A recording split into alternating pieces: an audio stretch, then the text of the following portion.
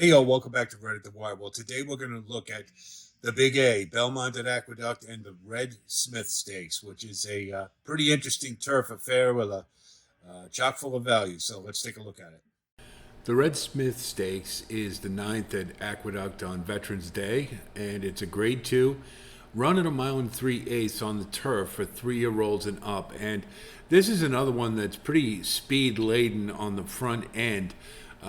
So high had the huge effort last time in the Turf Classic where 90 to 1 he just flew out to the lead and was still able to hang on for third. Now I don't know what that says about the horses finishing behind him, but Warlock Goddess did win it pretty handily.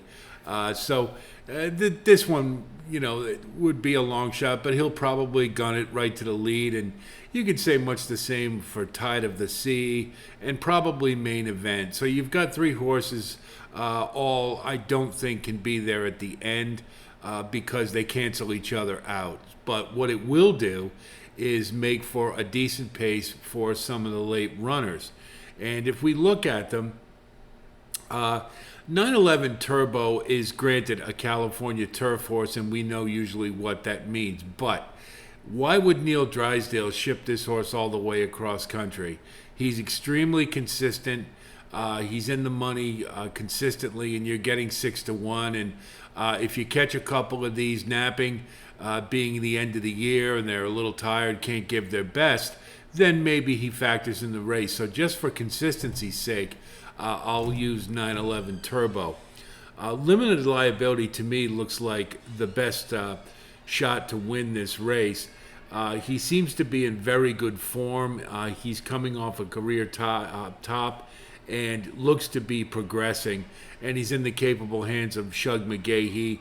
And so, running just off the pace, he will get the jump on some of the others. So I like limited liability a lot. And at 6 to 1, that's a fabulous price. Marwad, you can draw a line through that last race on synthetic. It looked like he had a really troubled trip.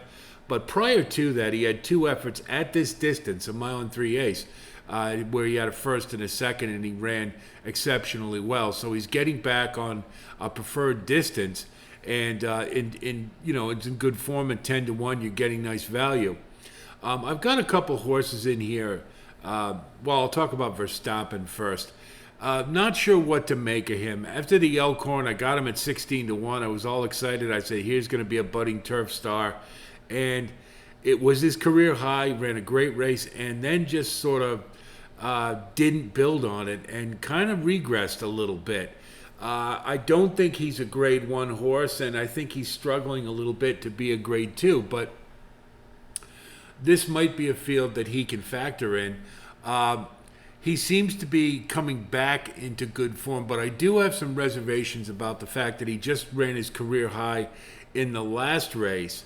And so there is the possibility of a bounce. And so I'm a little on the fence with Verstappen.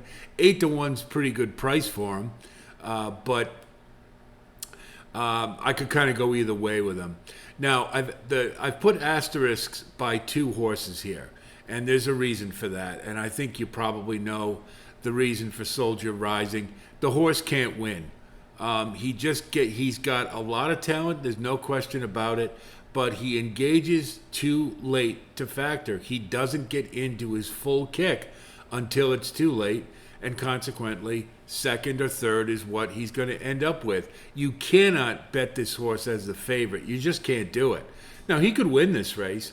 There's going to be a lot of pace, and he's a late runner.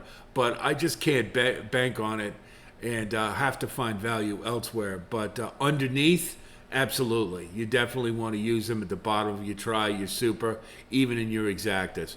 Red Run, I think you're getting a good price for a horse that tactically should be in pretty good position. But the thing with Red Run is he's very one-paced. And that's the thing that kind of bothers me, is that I don't know that he can kick it in with that top-level gear that would end up winning this race.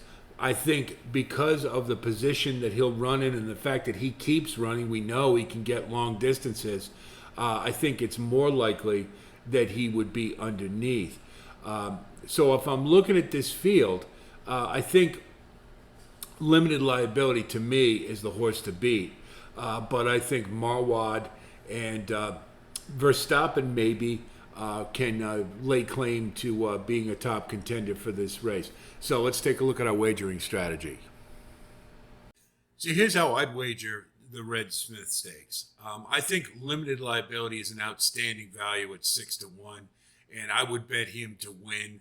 And I think he's on the upward trend, the most likely uh, to fire a good race, and so I would definitely bet him to win.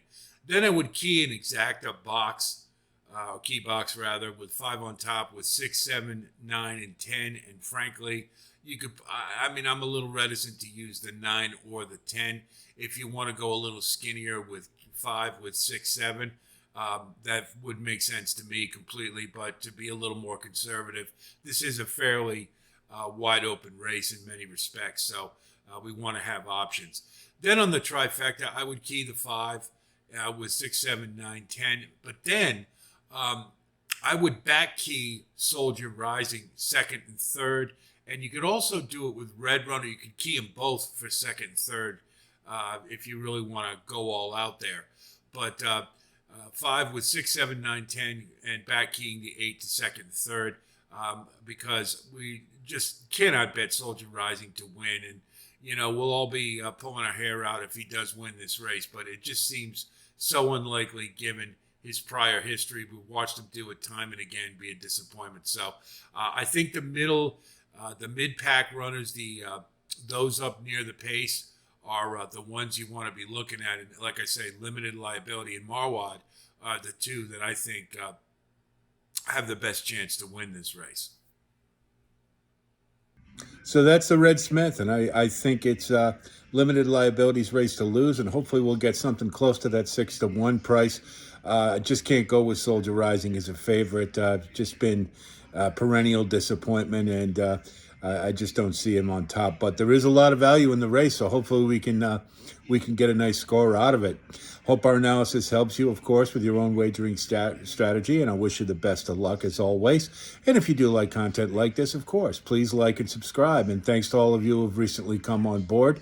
And we will continue with our postings, so be on the lookout for further content. And I'll talk to you soon, and until then, be well.